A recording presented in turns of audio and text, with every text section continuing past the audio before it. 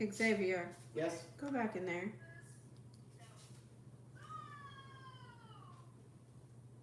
Good, bro. Okay. Great question. What in Greg Gatsby's furry card?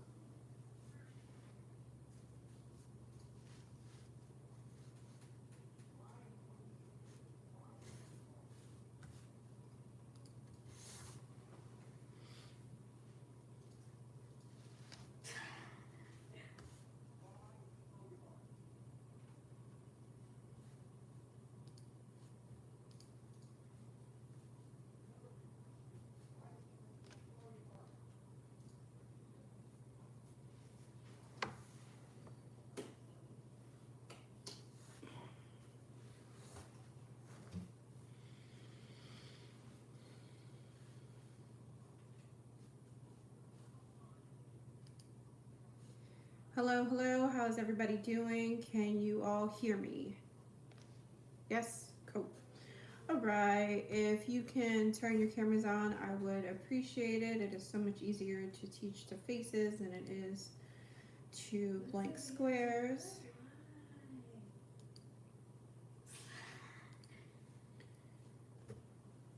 And we will jump in and get started. I know a few folks will probably join us shortly, but we'll go ahead and get this show on the road.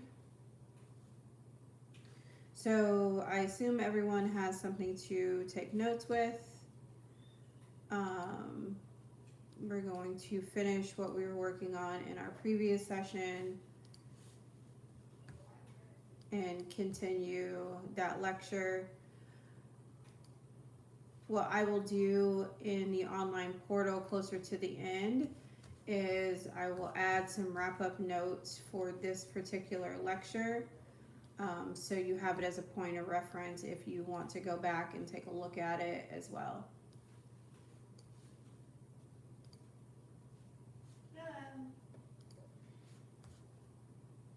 All right. And of course, if you are driving and can't be on camera, I totally understand.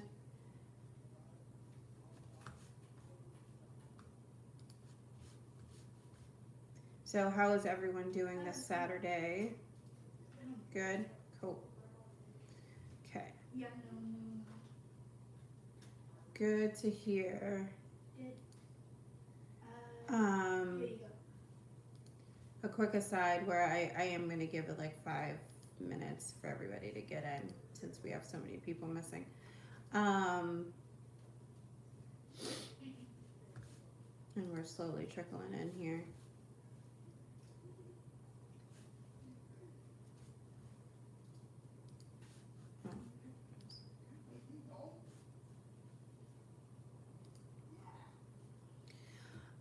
A quick aside, it is May, and May is like the gauntlet of parenting, because everything happens at the end of this month, all the school things for kids. So if for some reason you cannot join us, or I post something, share something that you can't get to, trust and believe that I understand. Okay, we are, I think everybody has a lot going on at this point, so don't worry about getting caught up. We'll do what we can to get you caught up as well. Unable to access workplace Zoom. Okay.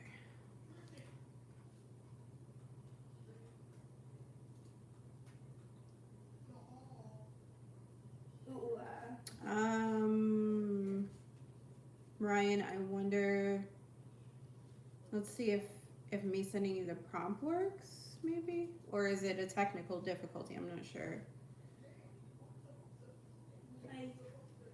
If it's being weird.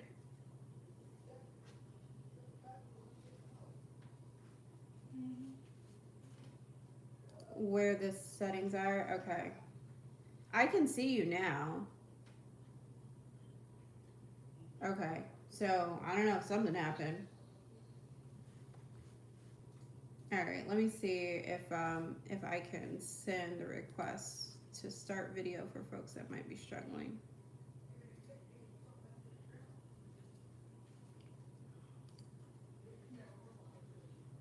Okay.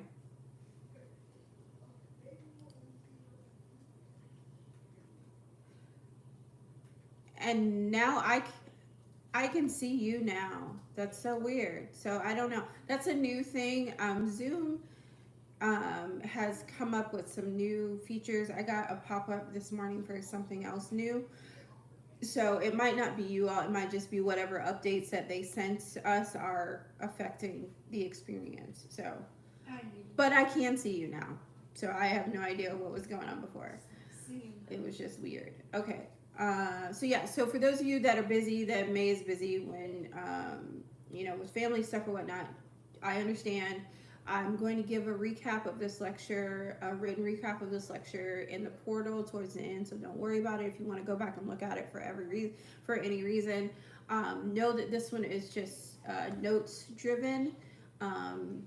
That it won't necessarily be a part of the final, so you don't have to worry about any of that stuff or any other questions that you may be asked along the way. And then just a bit of housekeeping to give you a heads up for our next session in, wait, do we have one in June? I think there's a month in there that I skipped. Hold on.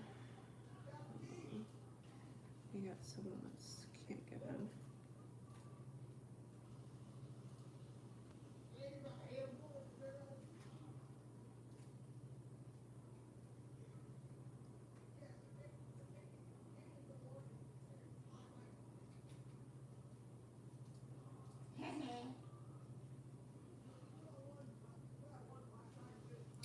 Yeah, our June meeting, I'm gonna look to see. I'm gonna look to see when that is. Everything's multiple choice around here, and I promise you that it is easily accessible. Please don't fret about it. I don't want to set anybody up for struggle. I just want to check the dates for.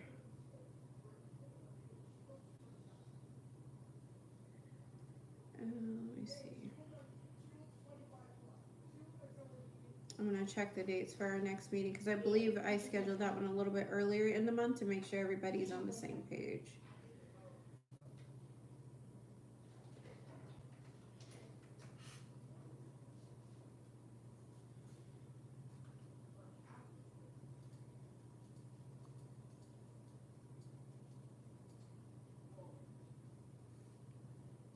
Okay, so June 14th from 2:30 to 3:30 is when that is. All right. Let's see. Oh my gosh.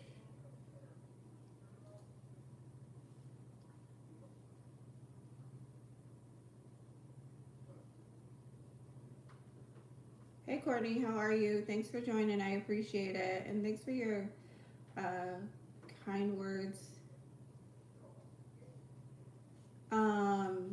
You will find out very quickly that I'm a pretty down-to-earth person, especially when I teach from home, because y'all know the deal by now, my kids are usually home. So somebody's going to ask for something in the middle of what we're doing. I apologize for that in advance, but I do appreciate all of you for being here. Because they don't think I'm cool. They could care less that mom is busy at any given moment. So when I don't do this from the studio, the first time that we ever taught, and I ever taught in this form with a really big group, there were like 600 people on, and I had to run 2 separate Zooms, and I was in the house, and I went, oh, there's no way I can do this from home with this many people, because the kids, they're like, we still need stuff. So, all right. So I think I got everybody in. I think we fixed the camera for everyone. So everyone has attempted to turn on their camera that is able to turn on their camera, right? Yes, cool. Okay. And then just a quick reminder, our session in June is going to be the middle of the month as opposed to towards the end because I have some family stuff going on. So June 14th is when we'll meet at 2:30, and in that meeting we're going to go over the primary series from Ashtanga. We've already done sun salutations.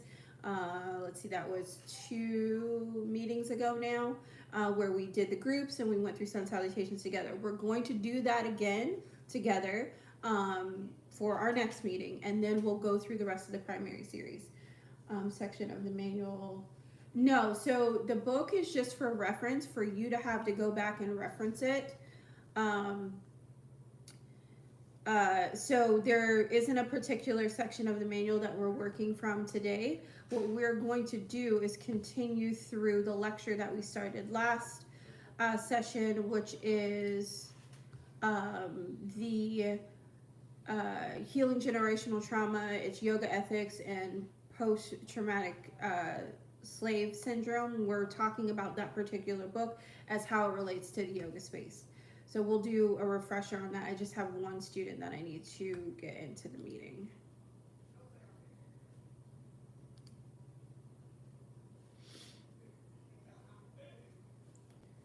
Where is my option two? There it is.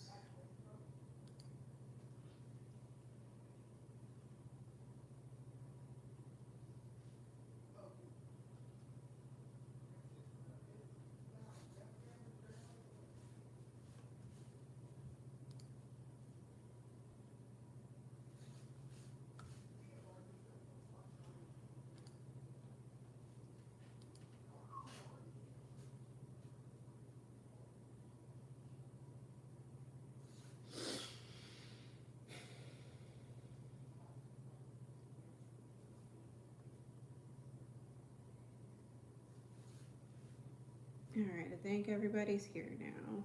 So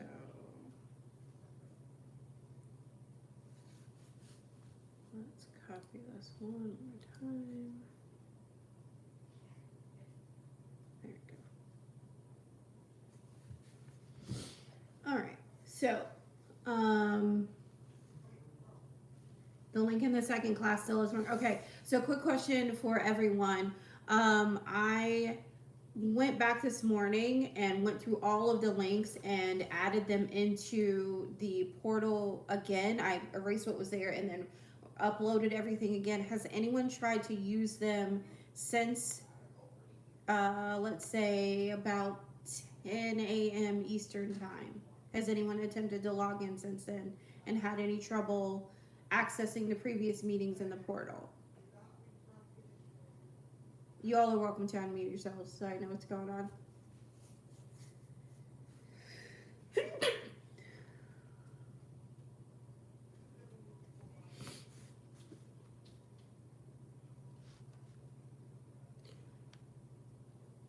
Okay, all right, yeah.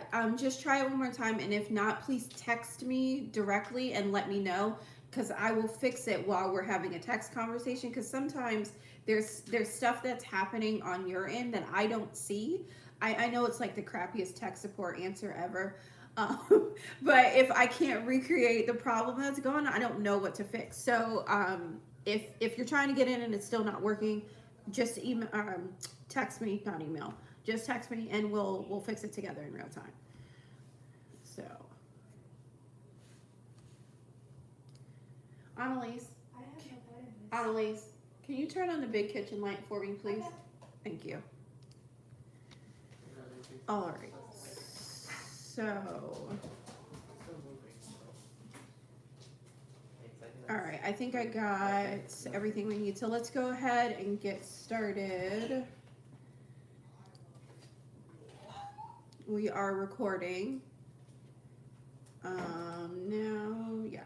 You have not missed anything. We were just doing a few housekeeping things and letting everyone know what's next. So on June 14th is our next meeting. I just wanted to put that reminder out there because we are, because it's earlier than the other sessions have been. It's in the middle of the month. It's still at 2:30, so don't worry about that. And nothing has changed. And then what else is there? In our next session, we're going to go over the primary series from Ashtanga.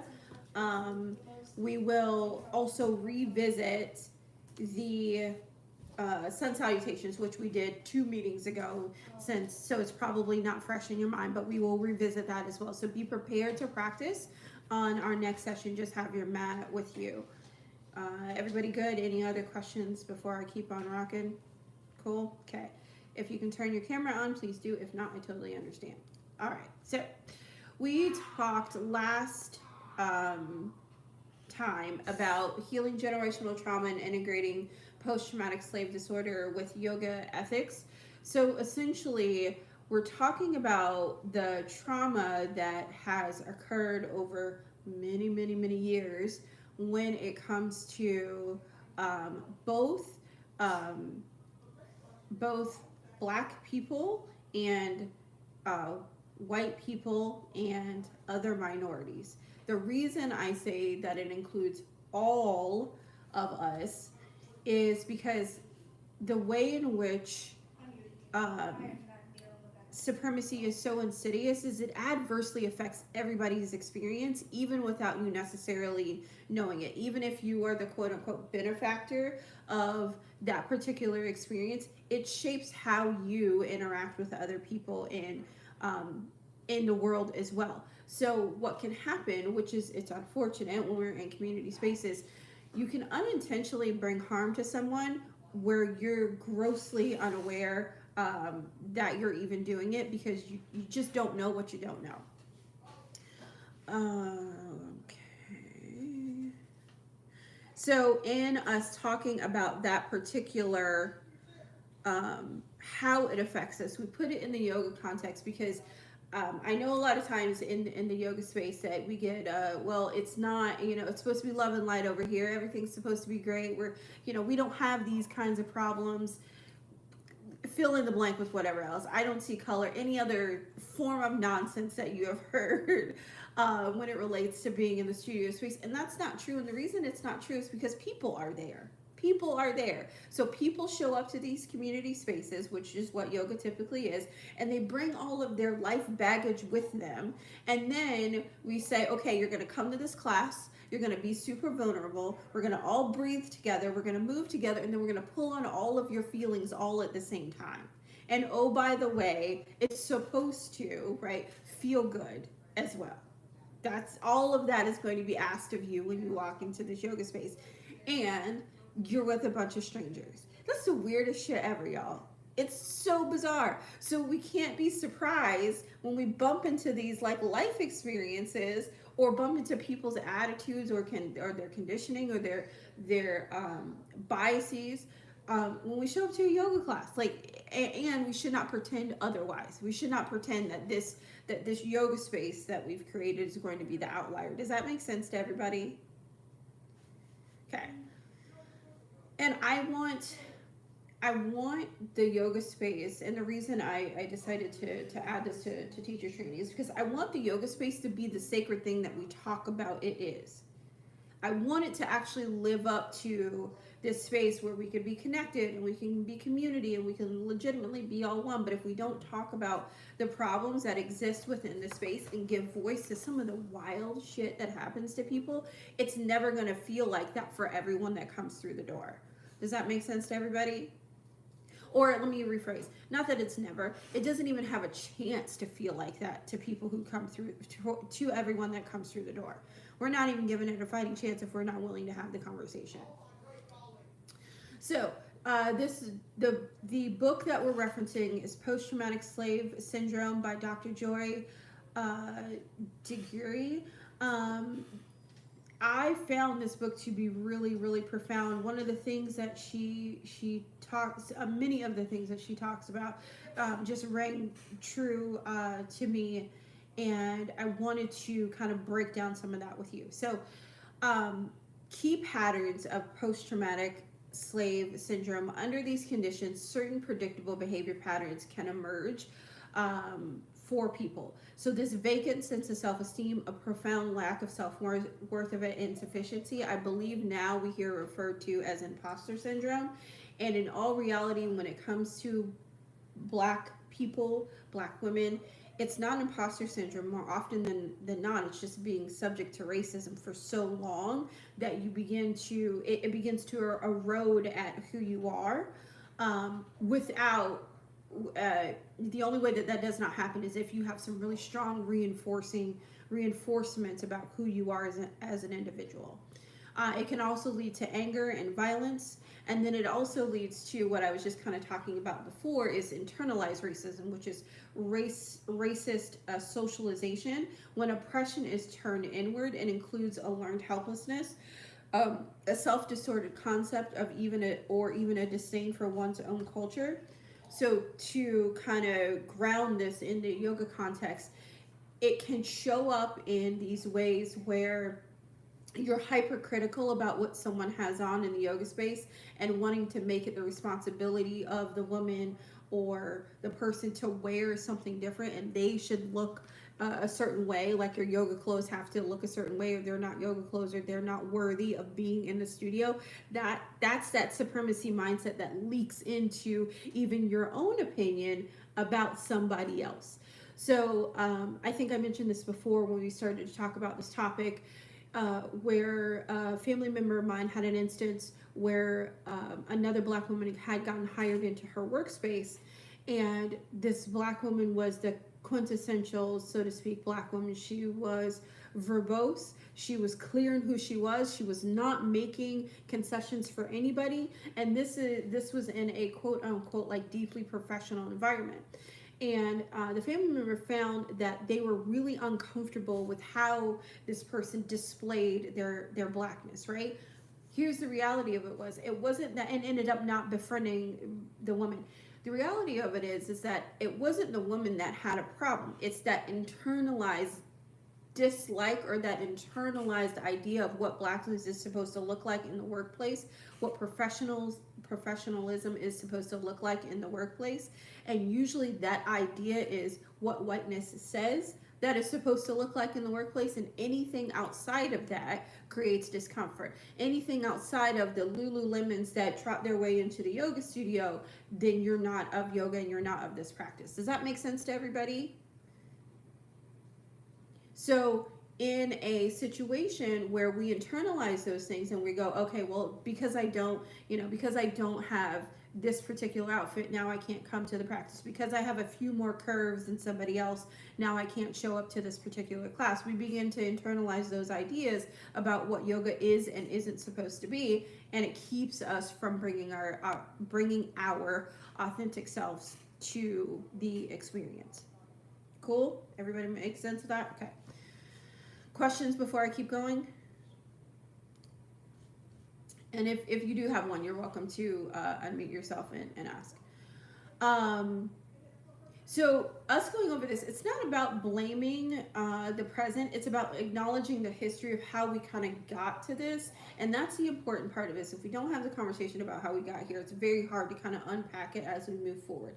It's very hard to apply the yoga ethical pieces of the practice to this if we don't have an idea of what it is that's the issue to begin with. So yoga wisdom, the yamas and niyamas is what we're going to talk about a bit here. Are the, it's kind of the ethical blueprint of going on this yogic journey. And I consider it a yogic journey because everybody who decides to embark on this particular journey is doing it on their time, on their path, and in their own way. No two people get to this in the same fashion. No two people have to get to this in the same exact way. So having looked at some of the kind of past reasons as to why these things exist, we'll look through it through the yoga philosophy for guidance to help us kind of balance the scales, so to speak. Yoga is far more than physical poses, which we all know. It offers a whole system of ethical and spiritual living through the 8 limbs. Now, just a quick reminder, the 8 limbs do not look like branches of a tree. I know it is very confusing when we say limbs, you think branches because that's our word association for trees. Think of it more as steps, and you are ascending these steps as you make your way to samadhi, to enlightenment. So the limbs, the first limb is the yamas, often translated to the restraints or your moral discipline, like how you want to treat, how you want people to treat you, and how you want to be treated. So the first in this is is from the Yoga Sutras of Patanjali, which is ahimsa. So that's non-violence and non-harming. Now, keep in mind that when we say non-violence and non-harming, we mean that includes you in this experience. That includes the people that you are in company with, that you are connected to. It includes everyone in its totality. It's not a matter of just what you do to someone else. It is also what is being done to you and what boundary or rule you may have to set in order to protect yourself.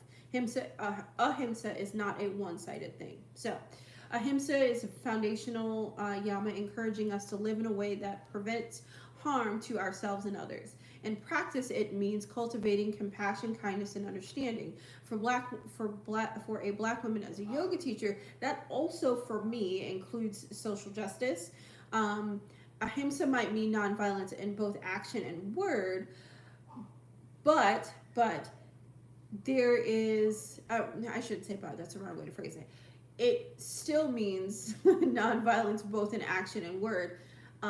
Yeah, I guess that would work. But it does not mean that I don't answer in kind, if that makes sense, when we're talking about microaggressions or conflicts, or me having to be assertive and be a good steward of my own mental health, my physical health, or personal space, or whatever the case may be. It does not mean that I don't have quality boundaries and rules regarding my own safety when it comes to managing just the world in general, and being a black woman in this experience.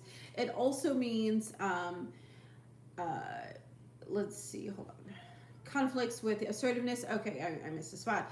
And empathy rather than aggression, or treating your own body gently rather than steeping in deep self-criticism. Now, it can also mean we're working to dismantle systemic harm, which is obviously some of the work that you all see me do when we're in the online space and in class. Embracing nonviolence and anti-racism and sexism behaviors, and just forms of violence in general. From there, we move to Satya, which is truthfulness. Now, here is a big one for the yoga space in terms of deciding what is truly authentic to you and working from that place. So for me, when it comes to building yoga community and connecting with people, it was very important for me to be an advocate in this particular way, because I felt like this space needed to see a black face show up this way and say, hey, look, some of these things aren't okay. Let's have a real conversation about them. I wanted to advocate this way. For you, you may not want to advocate in that way, right? But it doesn't mean that you can't find a version of truthfulness that works for you, where you can do a similar type of work, or you show up to a class that fills you up in a particular way. You get to find the things that work for you so you can be true to yourself. That also means that you get to leave things on the cutting room floor that may no longer be serving you and may no longer be serving the truest version of you. It gets to evolve as well. Is that fair? Does that make sense to everyone? So as we talk about this particular topic, if you're having one of those, well, Ashley, I'm not an activist in that way. I don't do that kind of work. I don't show up in the space in the yoga community in this way. That's okay. You have to do what is true for you and what makes sense for you. All right. So Satya calls us to live and speak our truth, to be authentic and aligned with reality. And trauma and oppression often thrive on silence and denial. I'll say that again. Trauma and oppression often thrive on silence and denial. Practicing Satya means that we name the truth of our experience and our history. In healing context, Satya invites us to acknowledge our feelings honestly and be like, yeah, I'm hurt, or yeah, I'm angry. Many a times, especially in the yoga space, when something does happen, we have a tendency to be like, we're just going to let it go. We're just going to move on. I encourage you to call out people's piss poor behaviors to the powers that be in the spaces that you are, because they're not going to change if we don't. Now, that does not mean it's always well received.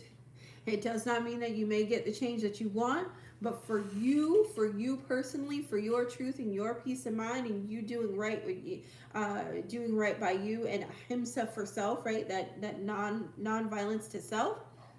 Say the thing out loud. I encourage you to say the thing out loud these days, because for too long we've done though where we show up and we try and assimilate to the space and we speak quote unquote the king's English, aka the language of our oppressor, and we're well groomed and we're really nice and we're so kind and thanks for being here and yes ma'am, no ma'am, and they still are shitty. So at this stage in the game, when if you bump into an unsavory issue, I encourage you to say the thing out loud. If you are in a position to be someone's ally, call it out in the moment, like for real, for real. Don't text them later and say, "Oh, well, you know, I saw how that lady asked you to move your mat. That was really rude. She shouldn't have done that." It doesn't help them. It doesn't help them in that moment. Say it then. Say it then, so we can make effective change. And I wanted to go over these things with you too, because as a teacher, you are the leader in the room. So you really have for that hour that you are teaching, you have full kind of control over the space and what's going on. So if you see some students, because you all know this happens, even as adults, because we don't get too far from our high school selves, when we're super clicky, you know, you get that friend group and they're super clicky and they always put their mats together and they got to do their practice together. And when those things happen, be okay with encouraging students to say, hey, why don't y'all move over this way? Why don't you, you know, give another person a chance to get into the space? Or if you hear that, because I have heard this in class before, oh, can you move over? I've literally opened my mouth and gone, they're fine there, don't worry about it. Why don't you come this way? And I'll give them a different spot. Because you don't get to come in and take over someone else's experience. That's not okay. So as leaders in the room, I embolden you in the kindest way possible to speak up when shit happens. Ryan, I saw you laugh. Can you relate to what I was saying? Muffy, you have your hand up too. Is it not working? Hold on. Can you unmute?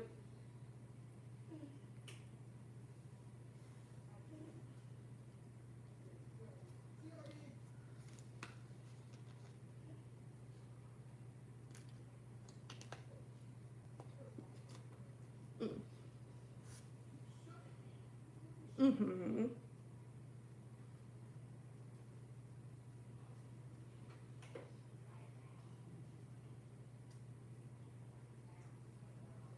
Mm-hmm.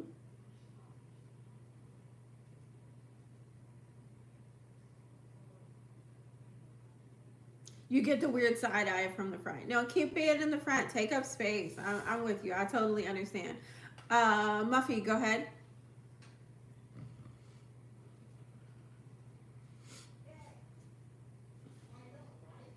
Mm-hmm.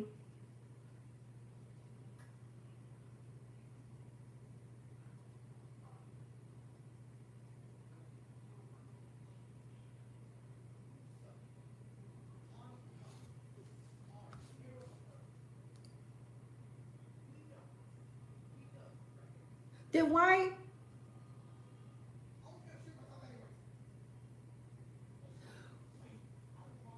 Well, I have like 50 questions. So let's start with the first one. Why was she there to begin with? Was it like a community situation? What was the situation? Okay. Mm-hmm.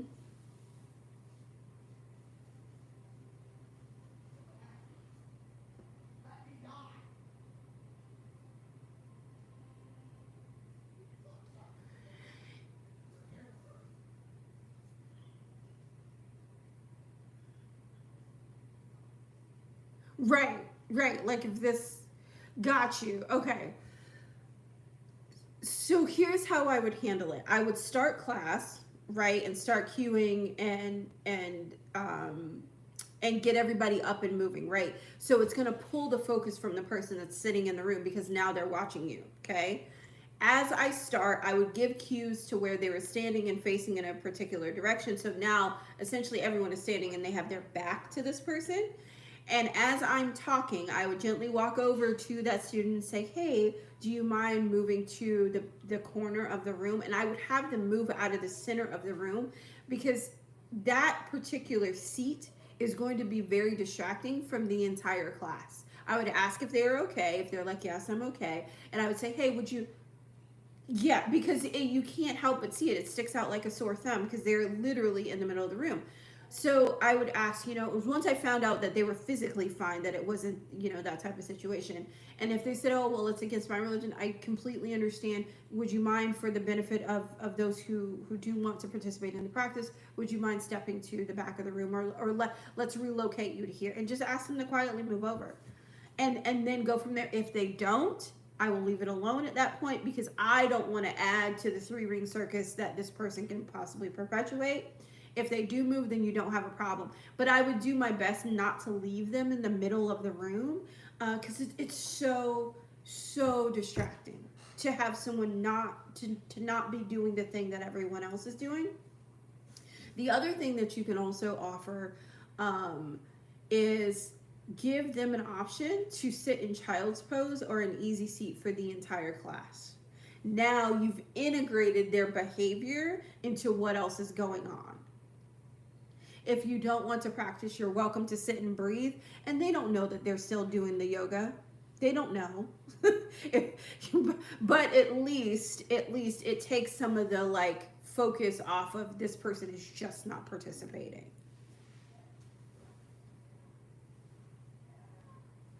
You're welcome. You're welcome. But it is really distracting. And as a brand new teacher, I can say wholeheartedly that it messes with your mojo, because you'll get, like we talked about, that imposter syndrome a moment ago. It messes with your mojo, especially, you go, why are you here? What are you doing? Especially if you're in a non-urban space, like Ryan mentioned, then you start working through well, is there something I do? Is this person this? It starts messing with your vibe. So that's why I say the best thing that you can do is, in the beginning, offer the conversation, and also it emotionally and energetically lets you off the hook as well, because now you know what you're dealing with. If you don't kind of engage with them, you have no idea. It's going to just continue to play in your head. What is this person doing? Why are they, like all of that kind of stuff that we spiral through. Does that make sense? Okay. And then I would also, just to take it one step further, if you're a lead teacher and you're hosting this event, I would speak to whomever organized it and be like, let people know that yoga is on the menu. Let them know so they're aware of what they're walking into. Okay. Girl, look. Yeah. To enjoy and do it, yeah.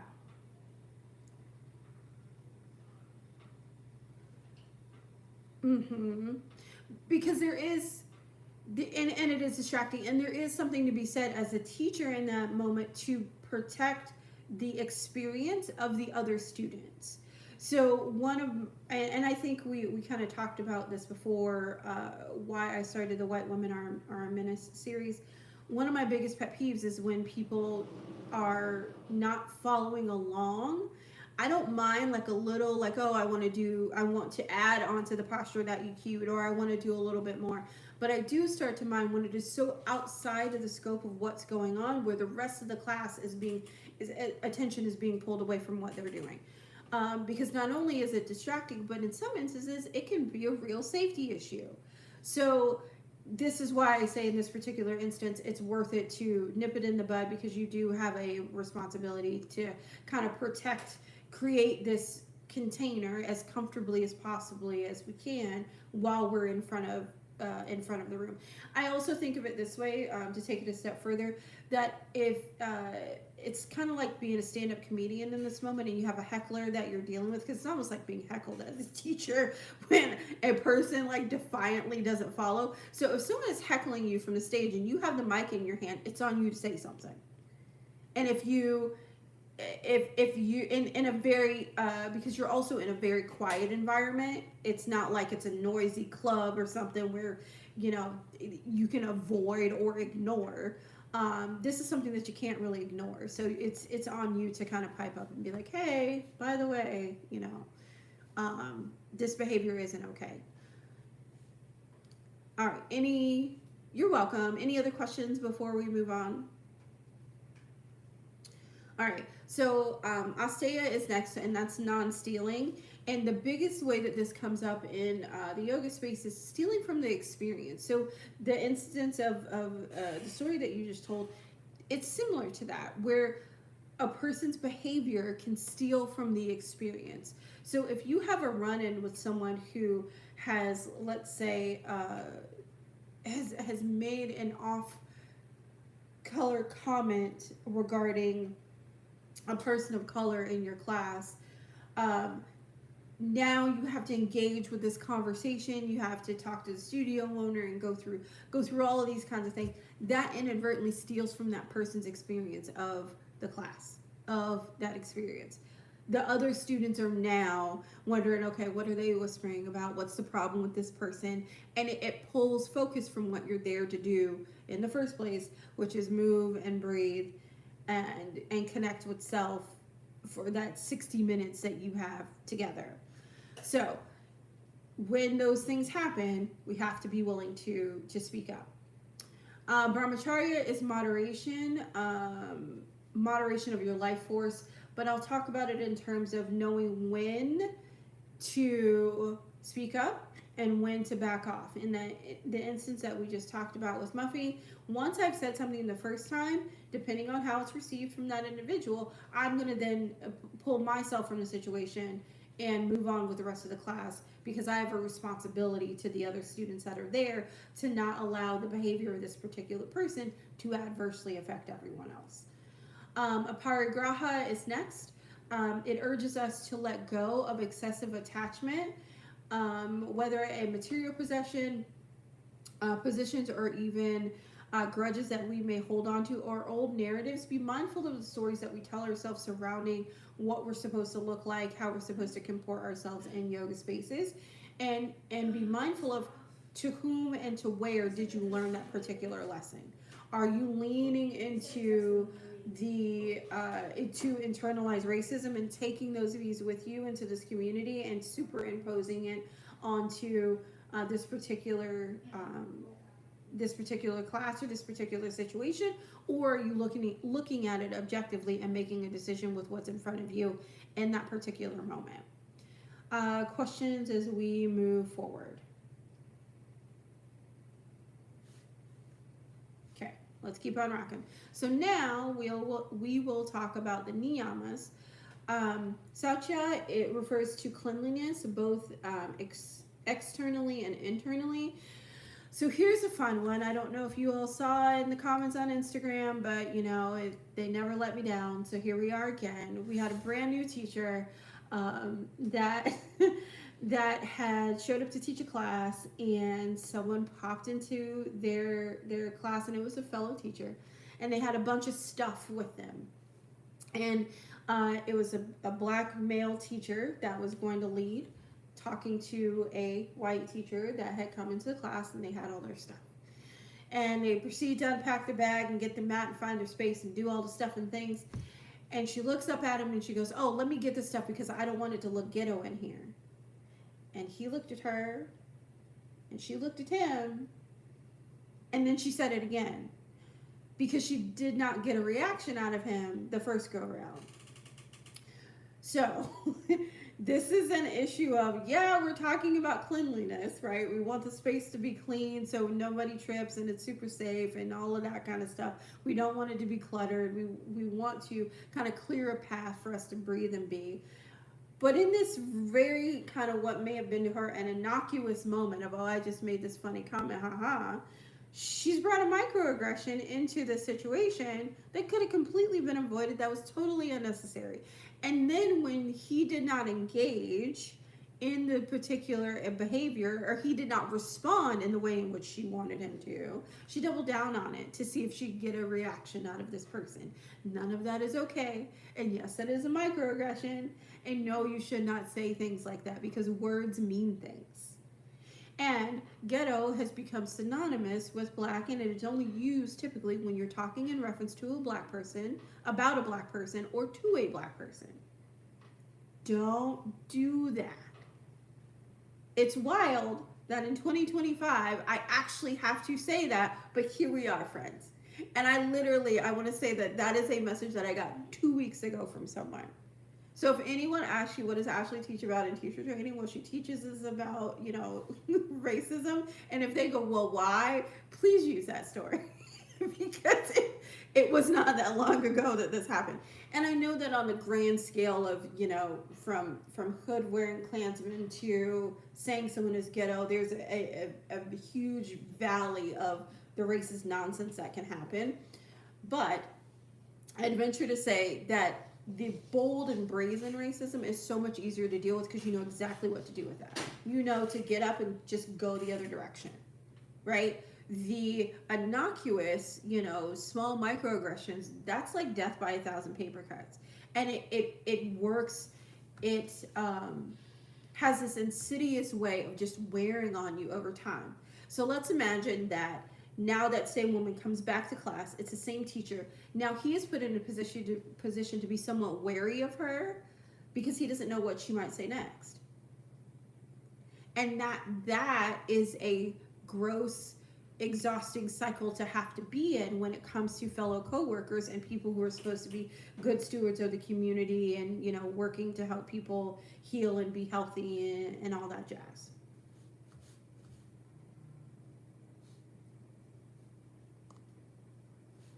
All right, let's keep moving. So the next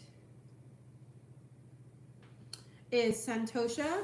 Santosha is a practice of finding contentment and gratitude. This one is a bit harder when it comes to the context of kind of being an activist space.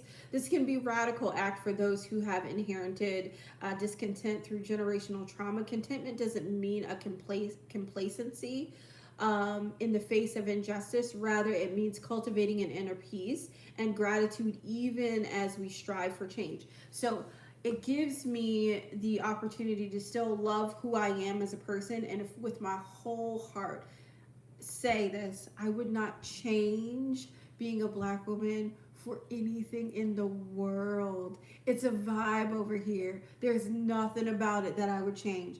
Even through all the bullshit and nonsense, would not change it. And I have that level of gratitude for who I am as a person. I get to take that with me into doing the activist work. And at minimum, that's the thing that drives the work. Because it's good over here. And it feels good to be over here, right? So it's worth it to me because it is such a vibe. It's worth it to me to put that energy into creating better community connection and spaces. Does that make sense to everybody? So Satya can be hard to kind of put into this context, but that's the best way I've made it work for me, and I hope that it resonates and makes sense to you as well. And tapas is your discipline. Now, in this particular context, it's that heat, it's that fire that you use to drive the things that you want to do. Showing up consistently and doing the hard work that can come along with this. Being on your yoga mat, being in therapy, or doing your own form of activism. It's how are we disciplined in that practice? Now, this kind of goes back to what we kind of touched on before, knowing when to hold them and knowing when to fold them. Some of that tapas, some of that discipline comes in when you realize not every fight is your fight, and you don't have to engage in everything. So the example with Muffy, me saying I would ask the woman to move and then leave it at that, that's me knowing and being disciplined enough to know that I don't have to have this tete-a-tete back and forth with this person. I've asked, I've honored the space. Now we move on, and I make sure the rest of the room is safe, and that they can fully be immersed and be a part of what's going on. That's it. That's all I got to do. That's it. I've done my part. I don't have to go back and forth. Now, 20-year-old me may have had a very different experience in that. The discipline was not disciplining. And there was a whole bunch of fire around, this person isn't doing what I want in this moment, and they're ruining it, and da da da da da. And now we have, and now I'm a part of the circus as opposed to being a spectator. All right. Then from there we have Swadhyaya, which is your self-study, getting to know you and how the spiritual texts and teachings work internally for you. It encourages introspection, turning inward to understand our own patterns, thoughts, and conditioning. For those dealing with post-traumatic slave syndrome, Swadhyaya is an immersive, it is immensely relevant and invites us to notice how generational trauma might be influencing our behaviors and our beliefs. Are we not taking chances because we've been taught that taking chances is not okay? Do we have a tendency to distrust praise? So here's one, and I think I mentioned this kind of before, where she speaks in the book about her interactions with two mothers that are in the principal's office, and one mother is white, one is black. The white woman says to the black woman, "Oh, your son is so great," and she goes, "Oh, he's not really anything. He doesn't have much going on." And that is a post-traumatic slave response, and we have been conditioned to downplay the greatness of boys because it was not safe to talk about their greatness because they could be sold. They could be sold. So even that conditioning, fast forward hundreds of years later, I found that I was doing it with my son. Somebody said something to me about, "Oh, he's so great and he's so polite." And I was like, "Yeah, he's blah, blah, blah, blah, blah." And until I picked up this book, did I realize that I was even doing that I was downplaying who he was as a person, because somehow along the way, it was in my DNA to do that particular thing.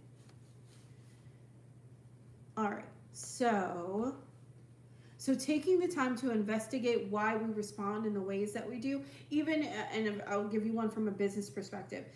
As a black business owner, there are many a times where I have to remind people, this is usually when we don't get something right, that the same grace that you give Walmart, you should probably afford to me as a small business, and keep coming back. Because Walmart makes mistakes. Target made an epic mistake, but there are folks that still end up in those stores. Now, granted, it may be the only thing that you have access to, but the point still stands. However, it comes with a host of criticism that gets heaped on because there's this functioning idea that black people aren't worthy, that they don't know how, that you're going to get subpar service, that everything's going to be on and on and on. But the reality is those things happen in all businesses. The ball can be dropped in any number of business that you encounter. But that internalized racism creates a completely separate narrative when it comes to a black-owned business. Okay, let's keep going. And then we have Ishvara Pranidaha, which is surrender to the divine. This one's pretty straight up. There is something out there that is bigger than you, that is keeping the trains on the track, and thank goodness for that. Because no matter how much activism we do, no matter how much introspective work that we do, there are going to be pieces and parts of this that we just can't tackle, straight up. Some of this is just going to be bigger than us. In addition, some of this is going to show up in our lap in a place when we're tired, when we're overstimulated, when we need to pour into our cup before we can continue to pour into our cup to create an overflow that we can then give from. So when that happens, we have to trust that there is something bigger than us that's at work in order to move us towards better community spaces and places. All right, so we are working forward to connect our post-traumatic slave syndrome with our yoga practice itself. And what we're working on is rebuilding or healing vacant esteem. That vacant esteem was characterized by a hopelessness or a self-destructive outlooks, seeming from an integrated lack of self-worth. When you keep being given crap, it begins to adversely affect your opinion of who you are as a person. Um, so we want to do the work that we can to repair our self-worth and our internal value. To heal this, we can invoke Satya and Swadhyaya. Satya and truthfulness invites us to confront the false narratives of inferiority that was heaped on the enslaved, and racism imprinted onto black psyches, and replace them with truth. We are worthy, we are beautiful, we are intelligent, we are enough and always have been. We can also invoke Santosha, which is that contentment, which plays a role in practicing gratitude for ourselves, which is what I was just speaking about a moment ago. And over time, these yogic practices cultivate a renewed sense of self esteem as we take the time to reinforce those. Um, Transforming that anger and violence and channeling that fire and using it through the yamas and niyamas and that himsa, that non-violence, meaning that it has to do with you as well, so that you're not hurting yourself further by lashing out in these ways. Um, Now, I will also balance that a little bit and say there is a place for anger in this. That is not saying that we're just outwardly not angry. That's not the case. That we're just not, no, you can be pissed, but use that fire in a productive way to get something done, as opposed to in a way that can possibly bring harm to you. It's not the, oh, well, it's okay, and I'll just, no, we don't want that. If you're mad, you can totally be mad. You just don't get to be mean. Be mad, use that fuel to help you make quality decisions, to be an activist in your right, in your own space, or even in your own home. However you want that to show up. Just don't be mean about it. You can even be snarky about it. Just don't be mean about it. All right. So we can use that tapas and that discipline for healthy outlets for that inner fire, which is essentially my highest recommendation is go to a stronger, or take a power yoga class, or take a hot class. It can work out 99% of that kind of fire that you may be feeling. I know I say it as a joke, but I'm also insanely serious. And it can help counterbalance that. When we're talking about countering the internalized racism that we may have all taken in, this is again where we can leverage ahimsa. Again, is a key practice of non-harm. Are those thoughts that we have regarding other people bringing harm to ourselves? Where can we exercise compassion in that moment to be better people? Where are we creating stories surrounding people's actions that don't have shit to do with them? Stories where we're like, this lady just cut me off in the road. She's the worst person. I can't believe she didn't see me here, and blah, blah, blah, blah. Meanwhile, the poor woman just got off the phone and maybe she lost her job. But we just built this entire narrative around how she is the absolute worst and she did this on purpose. How can we deconstruct and pull some of that apart so we can build better connections? Then from there, we once again talk about Saucho. That purity again can be applied to the mind and not continuing to perpetuate toxic beliefs, and really taking the time to flesh those out, to figure out where did those beliefs come from. Are your beliefs regarding Black and brown people courtesy of something that someone taught you when you were 10, let's say 5 to 10 years old? Is it something that they taught you and you just never took the time to unpack that person's voice from your head? Because I 100% believe that racism is a taught thing, and if you are not actively unlearning those things as an adult, you will continue to take those with you and perpetuate harm, whether you mean to or not, be it purposely or unpurposely.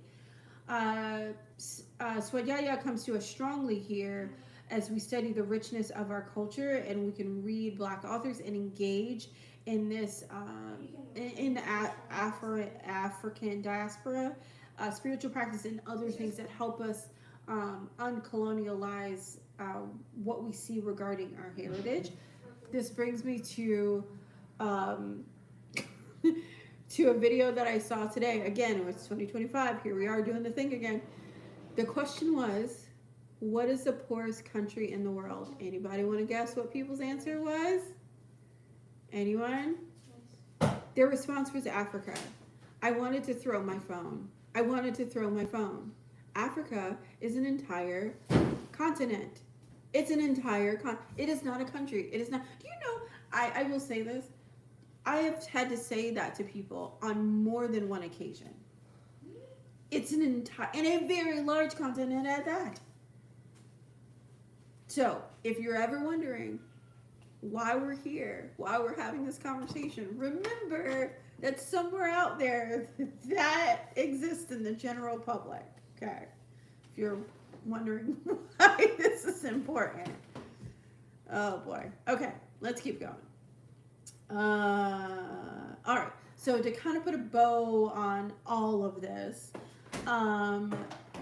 beyond addressing the post-traumatic slave disorder and the patterns, the yamas and niyamas collectively foster an environment both in our internal world and our external community that is conducive to healing and justice. Considering how these yogic ethics mirror the principles in many social justice movements, nonviolence and truth are the cornerstones of civil rights strategies. Non-stealing and non-greed speak to the economic justice that we're working towards. Purity and cleanliness can be seen in movements for environmental justice, clean water, clean neighborhoods. Contentment and surrender resonate with the spiritual, and Susian's activities rely on finding joy in community and faith, even when the road seems hard and is hard. And then discipline and self-study are necessary for any sustained effort. We must continually learn and persist to make progress. All right, y'all. Ooh, it is 3:29 on the nose. We got through it. What questions do you have, if any? I know it was a lot of information in a very short period of time, but we got through all of it. So questions. How did we feel about today's experience? And we'll make it so everybody can unmute, by the way. There you go. Everybody should be able to unmute.